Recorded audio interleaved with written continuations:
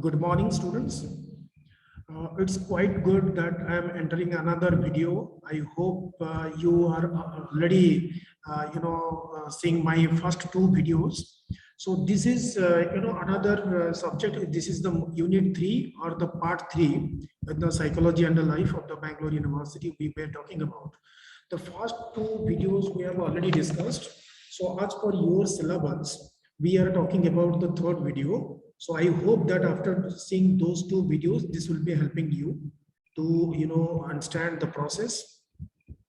If you see the syllabus, then we can understand the psychology. This is applied in the education. Okay.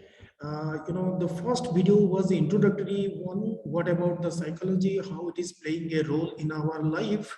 So that we discussed in the first module. And the second one is the interpersonal communication. That also we discussed how communication, how psychology is playing a role in the communications that we discussed. The third one is the education. Even at the education, when we are talking about education, we virtually talk about the learning part.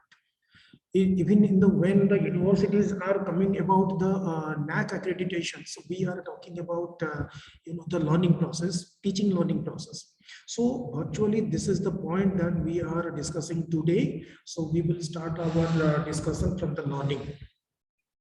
Dear students, you might have already remembering that you have already gone through this learning in the organizational behavior concepts. Organizational behavior is a certain things where we are studying the behavior inside the organization, right? So in that case, what happens? The learning attitude comes. A person who is working inside the organization, how far he is able or how far he is motivated to learn, that's the point. So in the learning, we can understand a behavior gets changed. Of course, through experience. We are doing a lot of things in our life. We are getting, abused. We are getting rebuked by our seniors, by our professors. So we are learning accordingly that we are doing it. We are not doing it good. So to modify our behavior, we need to learn. And after learning also, our behavior gets modified. So it's a virtually change in behavior. If our behavior is not changed, then people will accuse you that we are actually not learning. Okay, suppose you people are doing MBA, you people are doing BTech. So after learning BTech, after going through the BTech or MBA program, your behavior gets changed. So that is there, we talk about. And of course, the experience. Here, as the subject matter concerned, we are having conditioning. Conditioning is a certain stage where we are talking about our mind is conditioned. I mean, in a particular type or particular behavior, we are going to react. If the mind is not conditioned, we are not going to react. This is as simple as it is. That means if I condition my mind, suppose a teacher enters the class, the teacher enters the class and we are, the students are standing, giving the respect to the teachers. The mind is condition of the students. Students are, used to this, are conditioned that whenever the teacher enters the class, we will stand up. So that is why we call it the conditioning. Okay, paying respects to the seniors is a conditioning that is groomed by our school life, schooling life, that you pay respects to the seniors, you pay affection, you show affection, you shower affections to the juniors. That is the mind is getting conditioned. You go in the left way of the road, you do not go, right way of the road. That is also mind is conditioned. That means a lot of things in the social psychology we are getting to know that we are conditioning our mind to behave in a particular manner. So similarly, two great experiments here are to be noticed. One is the classical conditioning that is done by your Ivan Pavlov, a Russian psychologist, Ivan Pavlov, and one is the operant conditioning. Please keep it in mind that operant conditioning is also known as the instrumental conditioning. Okay, so in classical conditioning, it is modifying behavior, that is the stimulus is paired with an unconditioned stimulus and elicits an unconditioned response. Here we can examine the experiment conducted by Ivan Pavlov, that is the meat and dog experiment. Okay, Pavlov was having a dog and the dog was implanted with a surgical equipment to measure the amount of saliva is coming out of the mouth. Then what happens? What happens when the dog is served meat at a particular time? Then similar time, same time, one bell is ringing. Okay, suppose you imagine that's a 12 o'clock, the meat is being served to the dog. Then at the same time, a bell is rang. I mean, a bell sound is coming in, paired.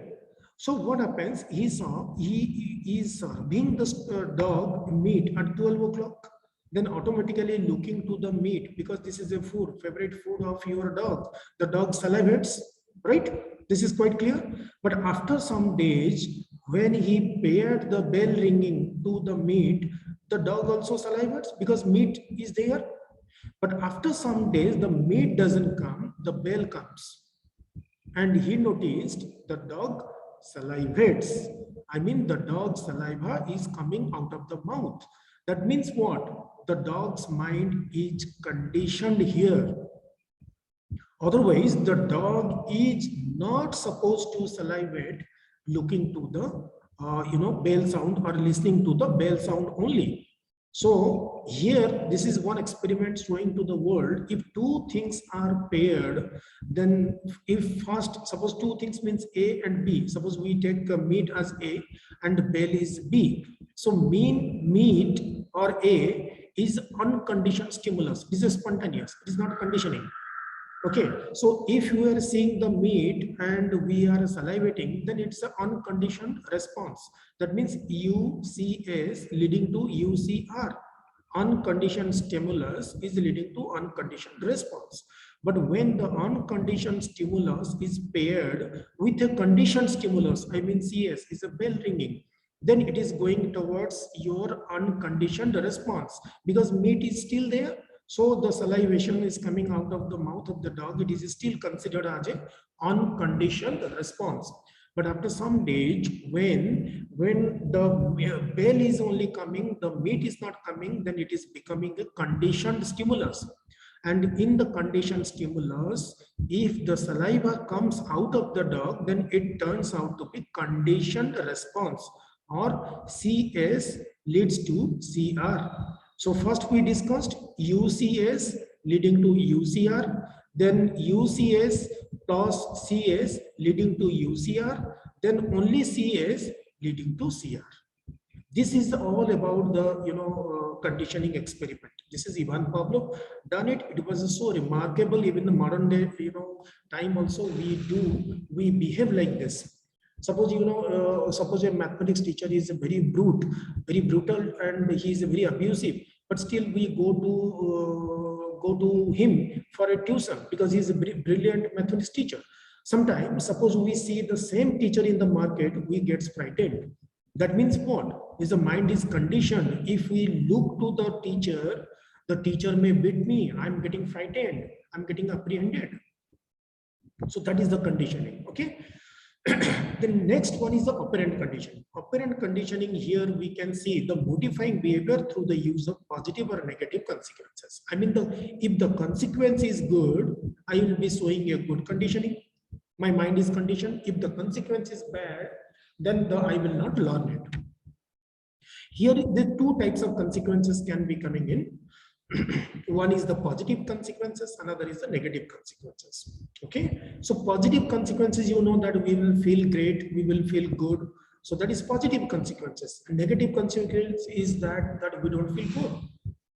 Punishment is the negative consequences. If you are bringing punishments, then it will have a negative consequences. But positive consequence, your learning will be higher. That is the positive consequences. Here we are discussing the principles of learning. What I mean, if the question comes about how the learning can be better, how you can improve the learning, then these principles are there. I mean, if you adopt these principles, then the learning will be bolstered. Learning can be strengthened. So the number one principle is that is their reinforcements. Suppose you see the reinforcements. I mean, you are giving something, right? You are giving something that is a positive reinforcements. You are withdrawing something that is a negative reinforcements. So it cultivates the desirable behavior by bestowing positive consequences or withholding negative ones. Suppose you know that army people are fighting on the border, then people are sending the reinforcements. Usually the reinforcements is a very well familiar to the army, police, because reinforcements, they mean that giving more battalions or giving more soldiers, giving more ammunitions like to the battlefront. Okay, in the simpler form, we can discuss, suppose a child is given a reinforcements. That means that if the child does a good mathematics, then the child can be given a good chocolate. So this is a reinforcements. Okay, this is a positive consequences. He will enjoy the chocolate. This is a positive consequences. Withholding the negative one, that is also very tricky part here. If reinforcements is a negative reinforcements, that is intending to increase your learning quotient. I mean, suppose I'm teaching a class and I'm asking questions. So normally students, what they do, they look at their notes and they are taking the points from their notes. Suppose by chance here, being a teacher, I withhold, I take out the note from their table and then ask them, you tell me my questions. Then this is, I'm withholding this. I'm withholding this. Okay, so that is means I'm taking away something. Suppose one employee is very erratic behavior, the employee is not coming regularly to the college, then the manager is withholding the salary of the employee for 1 month or 1 month or 2 months. Then when his behavior gets modified and he started coming regularly to the college or the organization, then the salary is given back. So but here the concept is what? I'm taking out. But earlier concept is what? I'm giving in. So there is a difference, positive and negative reinforcements. Punishment is another thing, that punishment intention is to discourage the undesirable behavior. We give punishment to the students, we give punishment to the children, and so that they will study more, they will concentrate more, that is there. Extension that is weakens the behavior attaching no consequences. Suppose a student sees, even if I'm studying it, I'm not getting the good marks, or the Bangalore University is quite conservative giving marks, or the institute is not good, I'll not be going to get the scholarships or going to the placements, then it is going to be weakening the learning. So extension is there. You see this, point, this is very good in understanding this. You can see this, the matrix, the same thing, whatever we just discussed about the reinforcements versus punishment. Here, the reinforcements, you are applying something, okay? You are giving in something. That means aiming at positive consequences. I said that a child is not learning mathematics, the parent is giving chocolates. So giving chocolates here is yielding the positive consequences. I mean, the child is better learning the mathematics, is the positive consequences. So here you are intending to increase the desirable behavior, so you are applying it. But here punishment is intending to reduce the undesirable behavior, so purpose is to withhold something. And here you are applying the punishment if it is leading towards the negative consequence. Suppose the child is severely bitten by, because the child is a hyper kid, the parents are very stressed out. So the child is bitten by the parents. Okay, the child is bitten by the parents. So what happens? You are applying the punishment, but you are withholding something. I mean, intending. I said that you are withholding the notebook from the student's table. The intention is what? Intention is positive consequences. I mean, the students will brainstorm and students will think deeper in their mind, so that it will be withheld. So like this, the matrix works. Okay, so till now we just discussed two theories. One is your classical conditioning theory, and also we discussed the operant conditioning theory. Okay, now we are entering the third theory, which is known as the social learning theory. Is Alport Bandura gave this theory. Social learning theory, we learn from the society, right? We learn from the society. When we talk about the society, we include many things into it. I mean, through newspaper, through televisions, through friends, through club activities, through field, through movies, through trips. So through anything. anything from the society, not from the classroom point of view, from the society point of view we are talking about. We are seeing this prior experience, if we are having it, then the persuasion from others, we are talking about it, behavioral model, people adopting several type of behavior, and assessment of physical or emotional capabilities. So this is a task specific self-efficacy model. That means we are learning from this. And here we are talking about the personality functions and the learning. I will like to you see these slides so that you can understanding that what is the MBTI theory. This is connected with a Myers-Briggs type indicator, MBTI, that we already discussed in the personality chapter. If you can successfully remember, then the first bunch is intuitions or sensors, is the information gathering.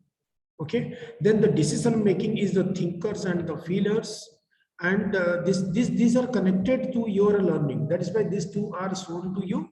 So we are talking about, MBTI theory, the four sets of things are there. If you successfully remember, the first one is your introvert and extrovert. That is the first one.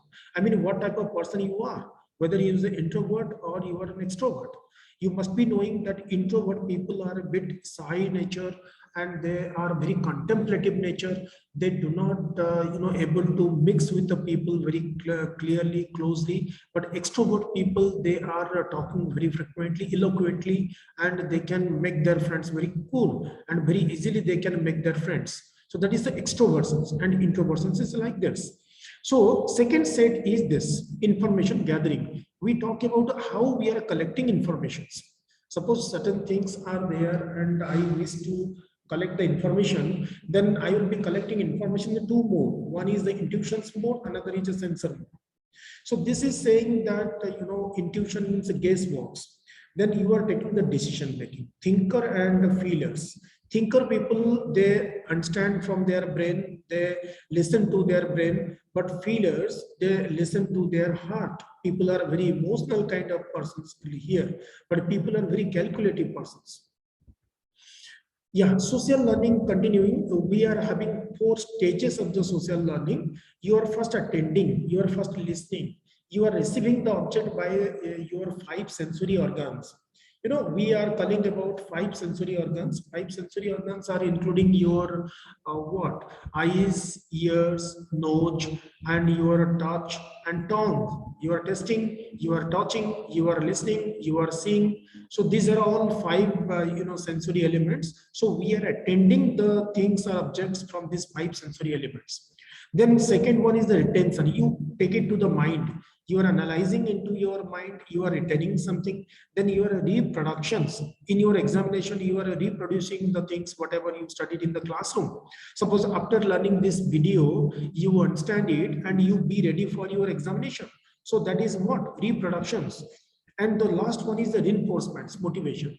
After reproducing in the examinations, you are getting good marks. So good marks getting is your motivation process. That will further motivate and you will be further interested to learning this.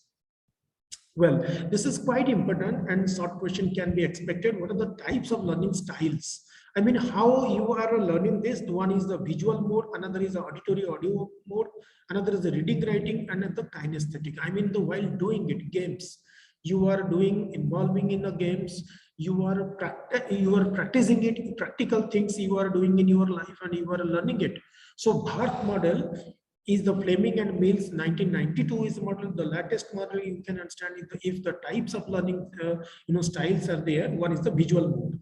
You are seeing it. We are running the projector in the class. You are seeing the slides. You are seeing the videos. You are seeing the movies.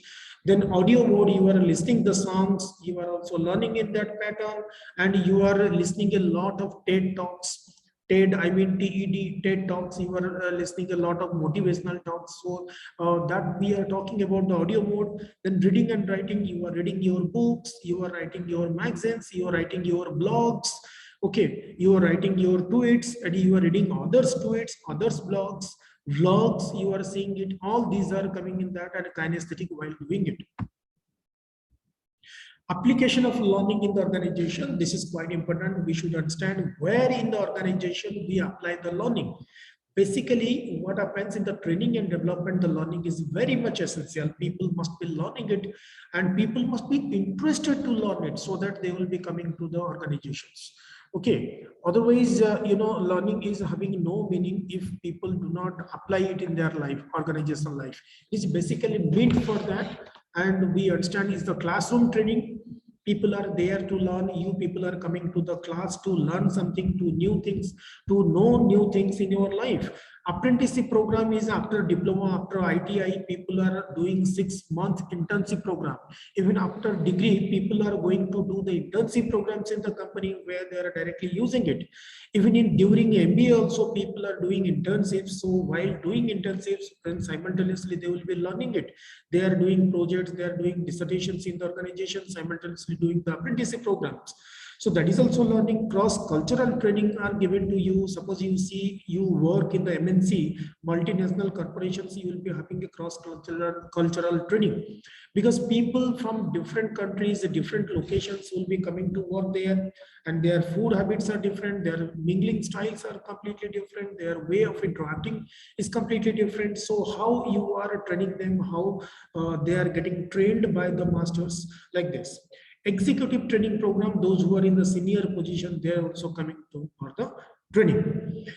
So this is the innovative reward system, and we understand what is happening in the skill-based pay, what is happening in the team-based reward, and the discipline also is maintained, and using surprise incentives and well pay versus sick pay. I mean, if you are a learned person, if you are a good person, you know the learning important in your life, then we are talking about well pay. I mean, generally you will be accepting the points in your working condition. You will not take leaps for showing fake sickness, and you will not be expecting reward on that. So that is there. And techniques to enhance the OB, how we will be enhancing it. That is quite important, because the learning enhancement is very much essential in the organizational life. So one is, first we have to identify the critical behavior.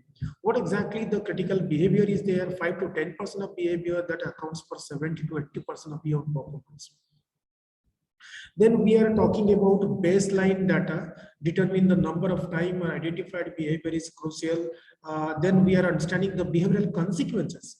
Whatever behavior we are showing it, what is the consequence, what is the result, what is the output of that, that we must be understanding it. Then we are developing and implementing an intervention strategies. I told you that that is the reinforcements. So that is there.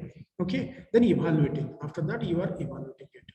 And with this, we are coming close to this module. And the last one is, it cannot be directly measured, is very difficult. Training and development, the measurement, it's very difficult to control. It's very difficult to understand how much portion actually you learned through your training classrooms. So behavior appropriate for the OB mode, we are talking about modification of the behavior. There must be a positive answer to the questions. Can it be directly measured? And does it have a significant impact on the performance outcome? So we see, we testify, we quantify, try to quantify the outputs of the learning measures, but more or less this is quite difficult for the companies.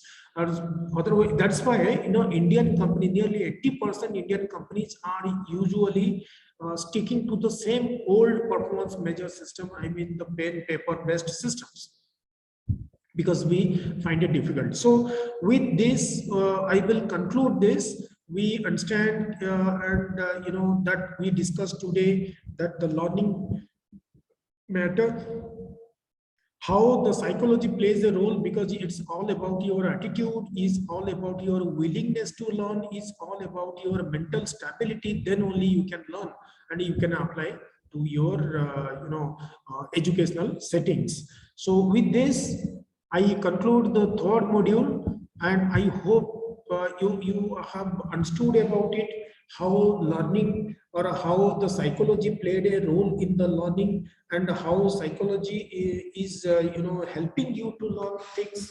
So that is the point. And if we understand the psychological matters, then we will better learn in our life. So with this, I stop it. I hope you understood the points.